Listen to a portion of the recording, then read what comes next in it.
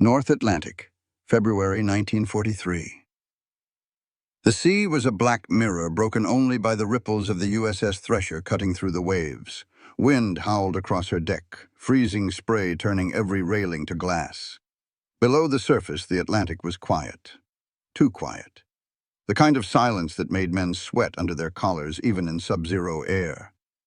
Inside the sonar room, a red bulb burned dimly. The crew spoke in whispers. Every noise, a cough, a boot scrape, a metal tap, felt like blasphemy.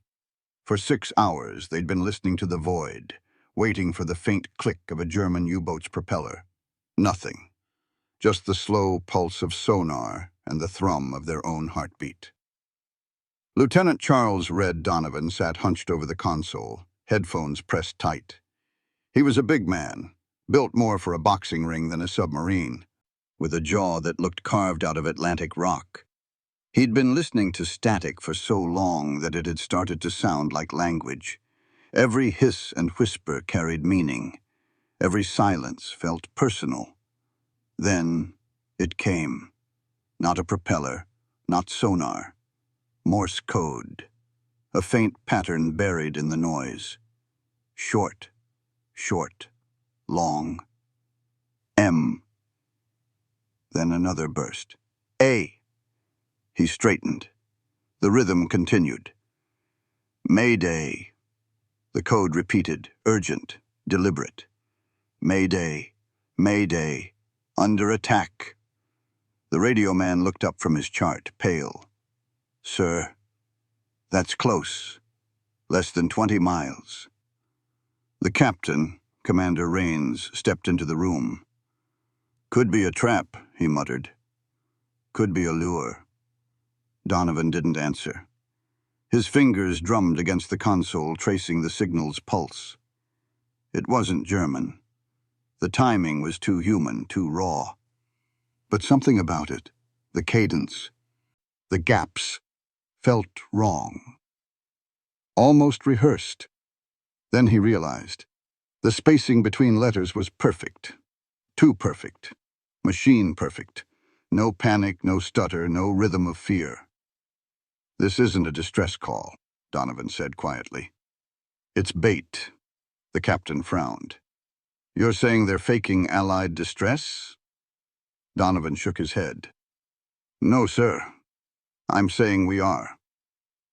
Rains blinked. What? Donovan turned the volume up, the signal filling the room. Crisp, calm, deliberate. He recognized the hand behind it. It was his own. The message had gone out hours earlier, unauthorized, unlogged, and illegal. He had sent it. And now, somewhere in the dark water around them, the wolves were coming. Through the static came a faint reply, deep, mechanical, guttural, the pulse of 5 separate U-boat radios snapping to life. Sir, the sonar operator whispered. Multiple returns, bearing 185, they're moving toward us. Rains turned to Donovan, disbelief mixing with fury. You broke radio silence. Donovan met his gaze, unflinching. Yes, sir. The captain's voice dropped to a growl. You just told the entire Atlantic where we are. Donovan slid his headphones off and stood. No, sir, he said. I told them where to die. Outside, the ocean swallowed the sound of engines. In the darkness, unseen but certain, 5 German U-boats adjusted course toward a single echoing lie. A forbidden signal that had just turned the hunter into the hunted. Every submariner in the Atlantic lived by one law. Silence is survival. It wasn't just doctrine. It was religion. Break radio silence and you were already dead. You just hadn't sunk yet. The sea had rules, and the Germans had written most of them. U-boats were predators that hunted by sound and by signal. Allied convoys traveled like ghosts, every transmission calculated down to the second, encrypted, delayed, and relayed from somewhere far away. A single unplanned message could give away a fleet's location, its heading, and its life expectancy. The ocean was a chessboard. and sound was the only move that mattered. By 1943, the Germans had perfected triangulation. 3 U-boats listening to a single Morse tap could pinpoint a signal within 10 nautical miles in under 6 minutes. The Atlantic wasn't vast anymore. It was wired. A single mistake could summon a wolf pack faster than a destroyer could turn its rudder. Every sailor knew stories of what happened when someone broke the rule. A British corvette off Iceland sent an open transmission to report engine trouble. 20 minutes later, a torpedo cut her in half. A Canadian freighter signaled distress in fog. It disappeared before rescue arrived. Even static could be deadly if it came from the wrong place. So when Donovan pressed that key and sent his forbidden signal, he was committing what the Navy called a career suicide, and what every sonar man called a death sentence. The irony was that Donovan wasn't reckless. He was methodical. He'd spent 2 years teaching Morse code before the war, training young recruits how to listen, how to interpret silence as meaning. He knew what a real distress signal sounded like. The fear between the dots, the panic in timing. What he heard from the Germans was the opposite. Calm, controlled efficiency. To him, the wolf packs weren't monsters, they were mathematicians, cold, calculating, pattern-bound, and patterns could be broken. He'd watched for months as convoys died to the same rhythm. U-boats waited for the first distress call, triangulated it, closed in, and devoured the survivors. What if, Donovan thought, they could make the wolves chase a ghost? The Navy's orders said no unnecessary transmissions. But the word unnecessary was elastic. What was necessary if it saved lives? What was forbidden if it worked? That question kept him awake through every night watch, headphones pressed to his ears, listening to the silence kill men in convoys miles away. He could hear it, the absence of noise, the delayed maydays that never came soon enough. Doctrine said to stay quiet. But doctrine had never been inside a sonar room at 3 in the morning, hearing ships die in slow motion. The Navy believed silence was protection. Donovan believed silence was a coffin lid. He didn't want to be another officer following the manual into the grave, so he decided to make noise, the right kind of noise. A signal that would sound like prey to the hunters, timed, coded, and placed where he wanted them to be. A single pulse that could flip the entire equation of the Atlantic War. When he tapped that first dot into the void, he wasn't breaking orders. He was rewriting them. The Navy thought silence made men invisible. Donovan was about to prove that sometimes the loudest sound in war is bait. The Battle of the Atlantic wasn't just the longest campaign of World War II. It was a war of mathematics fought in sound. Between 1939 and 1943, the North Atlantic devoured men and machines faster than any front on land. Every ship that left Halifax or Liverpool carried not just cargo, but odds stacked against it. The numbers were merciless. Over 3,500 merchant vessels sunk, 72,000 sailors dead, and millions of tons of food, ammunition, and oil swallowed by the cold. The average life expectancy of a merchant crewman in 1942 was 26 days. At the center of it all was Admiral Karl Dönitz, the architect of the Rudeltaktik, the Wolfpack tactic. His submarines didn't hunt alone. They stalked in silence, waiting for a single sighting report, then converging on convoys like sharks scenting blood.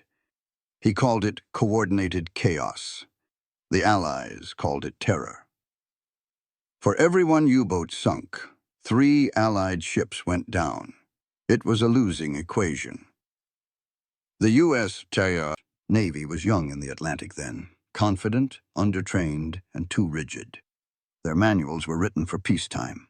Procedures were clear, logical, and fatally slow. Radio silence was absolute. Engagements were reactive. Wait for contact, the orders said. But contact always came too late. Lieutenant Charles Donovan hated waiting. He'd been transferred from the Signal Corps to the Navy at the start of the war. A man who understood the language of transmission, not torpedoes. He'd taught Morse code at Annapolis, fluent not just in the letters but in the emotion behind them. Every hesitation, every extra dot, every rushed word told a story. He could tell fear from discipline just by the spacing between beeps. Now, aboard the USS Thresher, his classroom was gone, replaced by a sonar room that smelled of oil and sweat. The men around him weren't cadets. They were ghosts, waiting their turn. His captain, Commander Rains, was a veteran of destroyer service, a man who believed in rules, not improvisation. To him, Donovan's ideas were dangerous. "We're not here to think," Rains had said once. "We're here to detect and destroy." But detecting wasn't the problem. The enemy could hear better, hide deeper, move faster. The Germans had Type Eing C U-boats with range to reach America's coast, snorkels to recharge underwater, and radio discipline that bordered on fanaticism. They could intercept Allied convoys across 2,000 miles of open sea. Allied escorts were blind, chasing ghosts on sonar blips, relying on luck and weather. Donovan studied their habits like a hunter reading tracks. U-boats always responded to distress calls, not out of mercy, but out of hunger. Crippled ships were easy kills, and survivors often carried charts or codes. It was predictable, repetitive. That predictability was the crack in the armor. He started sketching it out on notebook paper. Fake distress coordinates, overlapping sound ranges, timing intervals that would catch the wolf pack between its converging points. He wasn't thinking like a sailor anymore. He was thinking like a fisherman. The trick wasn't to find the sharks. It was to make the sharks find you.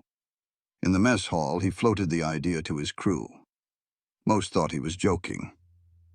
"You'd get court-martialed before breakfast," one said. Donovan smiled. "Then I'll make sure it works before breakfast." The Atlantic, to him, wasn't a battlefield anymore. It was a network of echo and reaction. The Germans trusted sound. He was going to make sound lie. The Allied doctrine said silence was safety. The Germans believed signals were truth. Donovan's heresy was simple. Both were wrong. War wasn't about who stayed silent. It was about who controlled the conversation. And out there, beneath 10,000 feet of cold water, the conversation was about to change. Every commander in the North Atlantic carried a different map of the war. Admirals saw it in supply tonnage and convoy schedules. Captains saw it in radar sweeps and compass bearings. But to men like Donovan, men buried in sonar rooms and radio shacks, the war was a sequence of numbers that didn't lie. And the math was brutal. Between 1939 and 1943, Allied convoys lost an average of 22 ships a week. That meant 9,000 tons of food, 4,000 tons of fuel, and hundreds of men vanishing into freezing water every 7 days. Every torpedo that hit cost more than lives. It cost momentum. The front in Europe starved by inches. The U-boats were winning that arithmetic. A single German submarine fully supplied could remain at sea for 60 days, sink 10,000 tons of cargo and vanish into the depths before a destroyer could find it. At their peak, the Kriegsmarine had over 400 U-boats in rotation. The Allies, meanwhile, had to protect 2,500 ships a month crossing the Atlantic. For every convoy saved, another disappeared in fog and static. Donovan saw the pattern from his sonar desk, a rhythm of disaster. A U-boat would spot a convoy, send a short coded burst to France, and within hours others would swarm the coordinates. It wasn't improvisation. It was engineering. The wolf packs moved like one living organism, feeding on predictable panic. The math was almost cruel in its logic. 3 U-boats to kill a convoy. 1 distress call to summon a wolf pack. 6 minutes from radio signal to triangulation. All the Allies could do was listen to the silence between the attacks. And wait. The problem wasn't that they couldn't hear the enemy. It was that they couldn't make the enemy hear them. At least not on their terms. And that's what ate at Donovan night after night. He could hear the screams between Morse code bursts. He could count the seconds between Mayday and silence. He knew that when the U-boats surfaced to pick off survivors, they always expected desperation. A cry for help meant prey. So what if they heard desperation in the wrong place? Donovan began tracking signal intervals from both sides. He noticed that German operators were too perfect. Their calls were machine-timed, relay synchronized from command. Every dot, every dash, an echo of control. But Allied distress calls and real ones were human, erratic, fearful. He decided to use that flaw. The plan was as insane as it was elegant. Broadcast a fake Mayday in the exact tone of a British freighter under fire, but from a coordinate that would lead U-boats into an Allied ambush corridor patrolled by sonar-equipped destroyers. In theory, it was suicide. Broadcasting meant breaking radio silence. It meant shouting your position into an ocean full of predators. But Donovan wasn't interested in theory anymore. He calculated the probability. If 5 U-boats responded and even 2 were destroyed, the risk-to-reward ratio justified the disobedience. A 20-second transmission could save hundreds of lives. The numbers had turned philosophical. He didn't see his act as defiance. He saw it as subtraction, removing predators from the equation. Every man aboard the Thresher knew what breaking radio silence meant. If caught, it wasn't just demotion.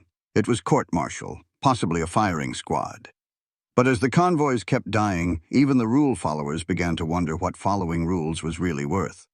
The Battle of the Atlantic wasn't about who had better ships. It was about who could change the math faster. Germany's equation was fear multiplied by silence. Donovan's was noise multiplied by nerve. The choice wasn't between safety and death. It was between drowning quietly or surviving loudly. And in that choice, he'd already made up his mind.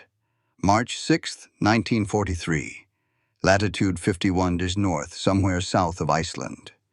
The USS Thresher drifted at periscope depth, her engines idling low, her crew silent as ghosts. Outside, the Atlantic pressed down with the weight of 10 million tons of black water. Inside, the temperature hovered just above freezing. Lieutenant Charles Donovan sat at his post, staring at the Morse key on his console. A small, ordinary object. Brass lever, rubber grip, wire leading to the transmitter. But to every man in that compartment, it was the most dangerous piece of equipment on the boat. One tap too long, one signal too loud, and the ocean would answer with torpedoes. The captain, Commander Rains, entered without a word. His expression was already set, equal parts exhaustion and warning. "You've been thinking about it again," he said. Donovan nodded. "It's time." Rains crossed his arms. "You're not doing this, Lieutenant. One transmission and we'll have every wolf pack from Brest to Bergen sniffing at our stern." Donovan's voice was calm. "They're coming anyway, sir. Might as well choose when." The captain stared at him for a long second. Then, quietly, "You'll hang for this. Only if it fails." He reached for the key. The signal he'd composed had been built over weeks, every detail calibrated to sound human, desperate, British. The fake call sign belonged to a real freighter sunk 3 months earlier. The message would read, "Mayday, Mayday, convoy HX-229 under attack. Engines dead. Request immediate escort." He had rehearsed the rhythm. 2 fast dots between words, a long pause at the midpoint, mimicking the breath of panic. It had to sound like real fear, not machine precision. "On my mark," Donovan said softly. The room fell silent. Even the hum of the electric motors seemed to fade. He pressed the key. ... The signal went out like a heartbeat. He paused. Then again, "Mayday, Mayday, under attack." Each tap of the key was a sin, each second another chance for the Germans to hear. The men watched him, faces pale in the red light. Someone muttered a prayer. When he finished, the cabin was silent except for the faint static echoing through the receiver. Donovan's hand hovered over the key. "Transmission complete," he said. Rains exhaled, jaw tight. "God help you, son." For 10 minutes, nothing happened. The sea returned to its usual rhythm. Deep, indifferent. The sonar screen flickered with random static, then a blip, bearing 185, another at 220, then 3 more staggered across the southwest quadrant. 5 U-boats, all changing course. "They're moving toward the signal," said the sonar operator, barely above a whisper. Rains leaned over the display, disbelief etched into his face. "They bought it." Donovan nodded. "Hooks in the water." The USS Thresher submerged deeper, descending below the thermocline to mask her sound. On the surface, the bait, a drifting decoy buoy emitting faint engine noises, waited at the coordinates of the fake distress call. 20 miles east, 2 destroyers and a corvette, already briefed on Donovan's unapproved experiment, held position behind a fog bank. At 0340 hours, sonar registered the first contact, a U-boat surfacing, then another. "They're breaking formation," the operator said, "all converging on the decoy." Through the periscope, Donovan saw nothing, only mist and moonlight. But his headset filled with faint mechanical rhythms, the unmistakable heartbeat of diesel engines breaking the surface. He keyed the intercom. "Tell the Hastings and Calvert to light them up." Minutes later, the ocean erupted. Depth charges thundered through the water, shockwaves rattling the Thresher's hull. The sea above boiled in flashes of orange and white. 1, 2, 3 explosions in sequence. Then a fourth, deeper, longer, a hull imploding under pressure. The sonar trace of 1 U-boat vanished. Then another. 2 confirmed kills," the operator said, voice trembling. Rains turned to Donovan. "You just rewrote naval warfare." Donovan didn't smile. Why? He just listened to the echoes fading into silence. "No, sir," he said quietly. "I just made noise count." Above them, the fog carried the sound of the 5th explosion. Distant. Final. 5 wolves had come to feed. None would return. When dawn broke over the Atlantic, the sea looked calm again. Indifferent. Eternal. Pretending it hadn't just swallowed 5 German submarines in one night.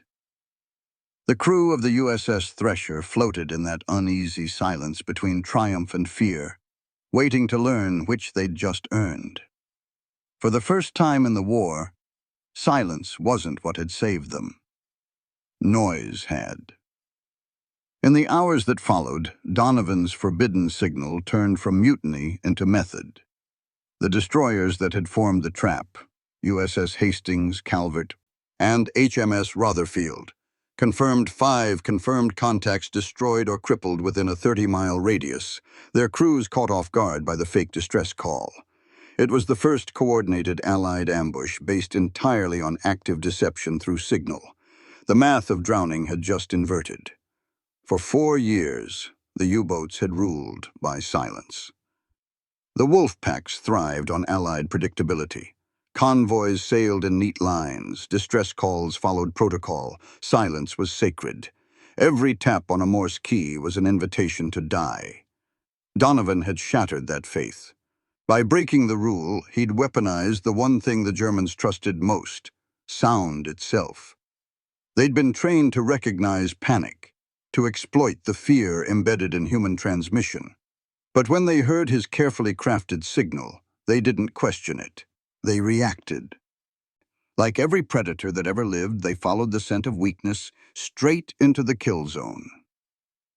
It was the perfect paradox, one lie built from truth. German intelligence later reconstructed the event from radio logs. They called it the Phantom Convoy Incident. The first U-boat to intercept the signal, U-706, had sent a verification code back to headquarters. "Enemy merchant ship disabled. Will engage." 3 others followed without orders. Only one managed to transmit a final broken message. Mayday, depth charges, before disappearing. 5 boats lost in 72 hours, more than the entire previous month's total. At Kriegsmarine headquarters, Admiral Donitz raged for hours. His doctrine, the Wolfpack strategy built on synchronized silence, had just been turned against him. He ordered a total communication lockdown for all U-boats in the Atlantic. No response to distress calls, no rescue missions, no transmissions unless verified twice by headquarters. It was a logical command, and a fatal one. In the next 6 weeks, convoy attacks dropped 35%. Allied shipping losses hit their lowest rate since 1941. The German network had effectively muted itself. Silence had returned. But now it belonged to the Allies. On the Thresher, Donovan spent the next day recalculating signal interference patterns, drawing circles on maps, running new distances. The numbers were ugly but real. One fake broadcast had reshaped the communication landscape of the Atlantic War. His captain stared at the data sheet. "So, Lieutenant, your heresy worked." Donovan looked up. "No, sir. It adapted. Because what he'd done wasn't magic. It was logic turned upside down. If silence made you invisible, then controlled noise made you unpredictable. Predictability was what killed convoys. Chaos could keep them alive." He wrote it in his logbook that night. Noise is the new armor. In later years, historians would call it the birth of information warfare. But to Donovan, it was simpler. He'd taken the enemy's religion and used it to drown its priests. That was the collapse math of 1943. 1 illegal signal. 5 U-boats destroyed. Dozens of convoys saved. And a doctrine broken so completely it never recovered. It wasn't the end of the Wolfpacks, but it was the beginning of their extinction. And all it took was one man willing to say what the rest of the ocean feared most. Something. March 7th, 1943, 0200 hours. The North Atlantic was a graveyard of fog and metal, visibility less than 30 yards. The sea was flat, heavy, unnatural. The kind of calm that makes even veterans whisper. The destroyer HMS Rotherfield slid through the mist in blackout conditions, her radar screen pulsing faint green echoes. Her crew were exhausted, 40 hours without sleep, nerves frayed by the constant fear of a torpedo breaking the calm. On her bridge, Lieutenant Commander Ellis leaned over the chart. "If Donovan's bait worked," he muttered, "they'll surface right in front of us." The sonar man called out, "Multiple contacts bearing 207 degrees, shallow depth, 200 yards and closing." Ellis tightened his grip on the binoculars. "They've taken it." In the distance, the first silhouette broke through the fog. A German-type VIC U-boat, surfacing to intercept what it believed was a crippled merchant ship. The periscope broke water first, followed by the conning tower. Men climbed the ladder, scanning the horizon for prey that wasn't there. On the bridge, Ellis whispered, "Fire control, stand by. Target locked. Open tubes 1 through 4. The Rotherfield's deck trembled. 4 torpedoes left their tubes, slicing through the mist. The U-boat captain never saw them coming. The first hit amidships. The second struck the fuel reserve. Fire erupted, orange against white fog. A thunderclap rolled across the sea. "Direct hit!" shouted the gunnery officer. Through the fog, pieces of black steel rained down like hail. Then another echo. Another submarine surfacing nearby, drawn by the same phantom distress call. U-boat, bearing 191. The destroyer's engines roared to full power. Depth charges primed, the crew moved with mechanical precision. They'd rehearsed this hundreds of times, but never with prey this close, this blind. Pattern Delta, release! Explosions rippled beneath the surface. The water heaving, the air filling with the smell of burnt oil and salt. The U-boat tried to dive, but sonar caught her descent. "Depth 50 meters and falling fast," the operator called. The third explosion hit like the hand of God. A geyser of black water erupted. Then, nothing. The contact vanished. "Confirmed kill," the sonar man whispered. For 10 long seconds, nobody spoke. The only sound was the crackle of the radio, faint static in the fog. "Thresher to Rotherfield," Donovan's voice said. Calm, steady. "You got 2. 3 more moving west." Ellis exhaled. "Copy that. Moving to intercept." He turned to his crew. "You heard the man. Let's finish this." The Rotherfield advanced through the fog like a shark, depth charges armed, sonar pings cutting through the oceanic dark. Behind her, smoke and fire rolled across the waves, the grave markers of 2 submarines that had taken the bait. Aboard the Thresher, Donovan listened to the sonar returns. The symphony of explosions came through as dull thuds, heartbeat after heartbeat fading into silence. He removed his headset, rubbed his eyes, and whispered, "They never saw the lie coming." Beside him, the sonar operator said, "Sir, if they realize it's a trap." "They won't," Donovan said. "Predators never question hunger." Outside, fog thickened over the wreckage. The sea closed its wounds, hiding every trace of death beneath a perfect calm. By sunrise, 2 German submarines were gone. 3 more were still out there, hunting a ghost that didn't exist.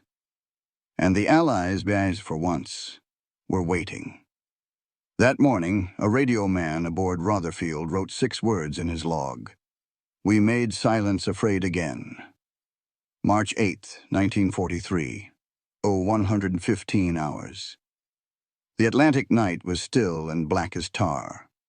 The storm from the previous day had passed, leaving behind a flat horizon and a crawling mist. The ocean looked calm, but beneath it, a silent hunt was unfolding. 3 remaining U-boats, U-706, U-1221, and U-555, crept through the depths like blind predators, their captains convinced they were closing in on a crippled Allied convoy. The fake distress signal from Donovan's transmitter still echoed faintly in their logs.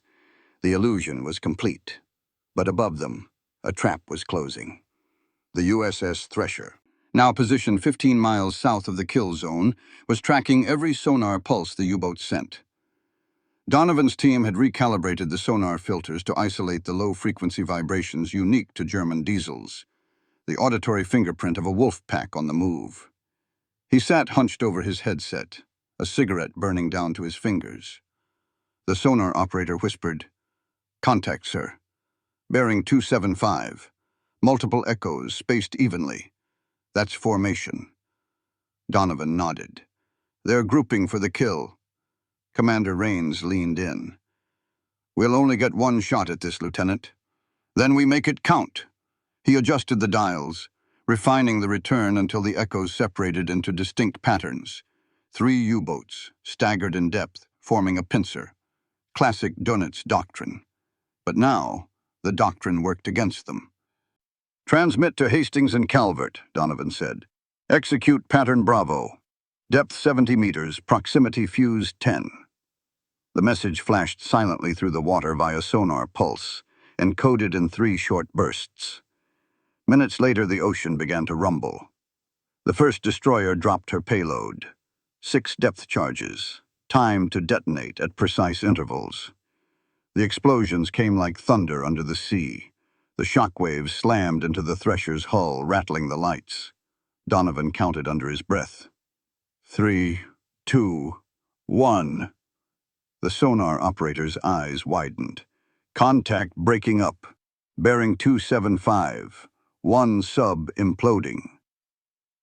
"U-706, Donovan said quietly. "She's gone." Another explosion followed, then another. The second U-boat dove too fast, trying to escape the depth charge range. But the water pressure caught her. The sonar registered the telltale metallic scream of a hull collapsing. The third U-boat, U-555, tried to run. She surfaced, engines roaring, guns firing blindly into the fog. On the surface, the USS Hastings caught her silhouette in the searchlight, the pale cross of a Kriegsmarine flag half visible through smoke. "Target confirmed," the gunnery officer said. "Fire!"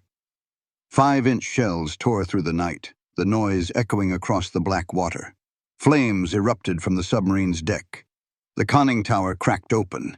Crewmen leapt into the freezing sea, their screams lost in the roar. From the Thresher's periscope, Donovan watched in silence. The U-boat burned for nearly 5 minutes before it slipped under, bow first, taking 50 men with it. The radio crackled. "This is Calvert. Last contact lost. All targets destroyed." Donovan exhaled. His hands were shaking, but his voice stayed steady. "That's 5, he said. 5 gone." Raines looked at him across the cramped control room. "Do you realize what you just did?" Donovan nodded slowly. "I talked louder than they listened." The captain didn't answer. He didn't have to. The sonar was silent now.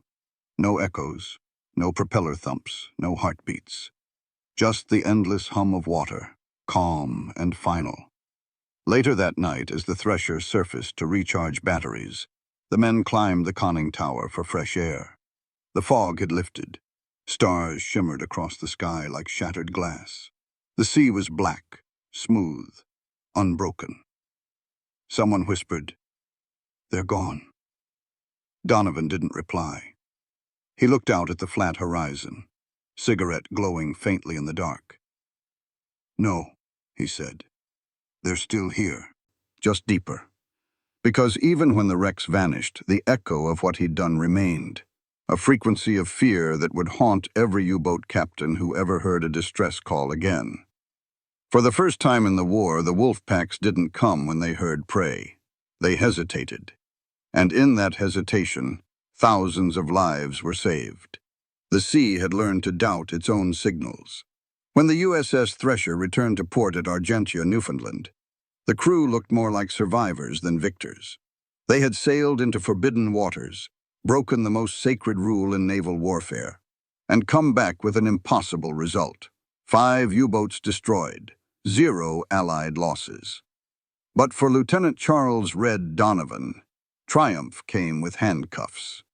Before he even stepped off the gangway, the base provost marshal was waiting, clipboard in hand. "Lieutenant Donovan," he said flatly, "you're under investigation for unauthorized transmission and breach of radio silence protocol." The men watched in silence as their sonar chief was escorted down the dock, his wrists bound loosely, his uniform still stained with oil and salt. Inside the hearing room, the air was cold, bureaucratic, sterile. Donovan sat alone under the harsh glow of a desk lamp. On the wall behind the tribunal board, a map of the North Atlantic still showed the U-boat grid. The very pattern he'd just broken. Commander Raines testified first. "Yes, he violated orders. Yes, he risked the ship.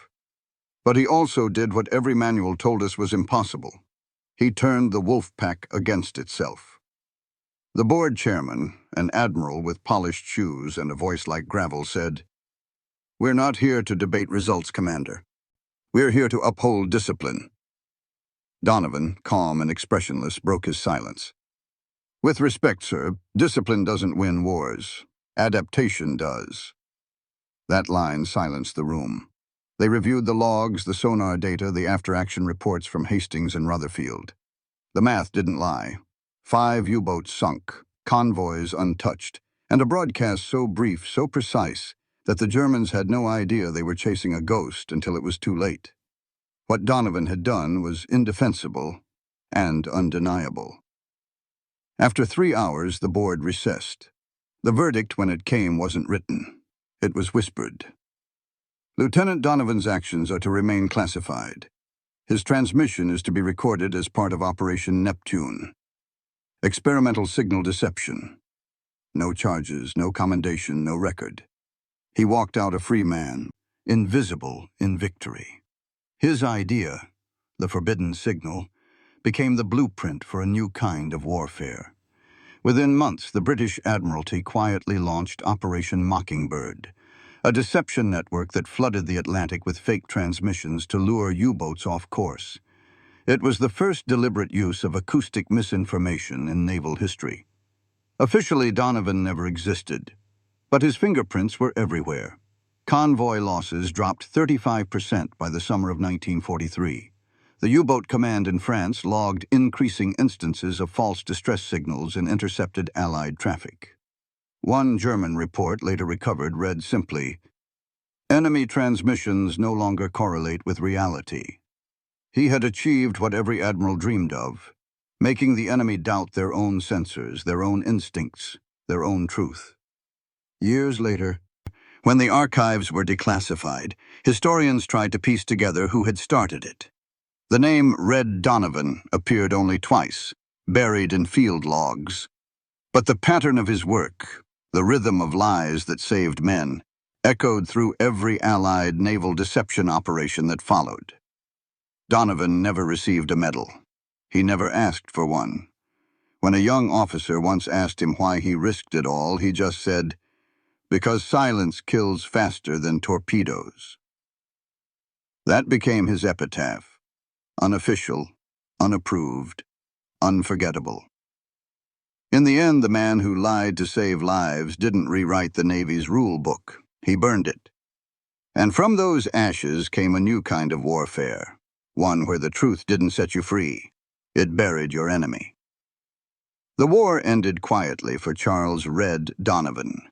No parades, no medals, no mention in the newspapers. Just a folded uniform, a discharge paper stamped classified, and the kind of silence that used to mean survival, but now, finally, meant peace. He went home to Maine, to a small fishing town that smelled of salt and wood smoke. He bought a cabin overlooking the Atlantic, the same ocean that had once nearly killed him, and built a radio tower from scrap steel and copper wire. Neighbors said they could hear faint static drifting through the night, rhythmic bursts of dots and dashes no one could decipher. They didn't know he wasn't sending. He was listening. Sometimes in the early hours, he'd swear he could still hear echoes under the noise, faint, ghost-like transmissions bouncing off the ionosphere. Maybe a stray German distress call that never died. Maybe just memory playing tricks. But to Donovan, it was the ocean speaking the only language it ever knew. Morse, repetition, regret. In 1951, he was invited quietly to a Navy symposium on acoustic counterintelligence. He declined the invitation. The young officers who studied his methods never met him, but his fingerprints were on every deception program they ran, from sonar decoys to radar spoofing. The math of his madness had become doctrine. The man who had once broken the silence had taught a generation that noise could save lives. He never saw it that way.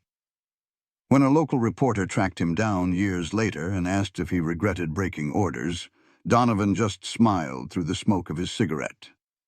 "I regret waiting so long," he said. He died in 1963, sitting by his radio, headphones still around his neck.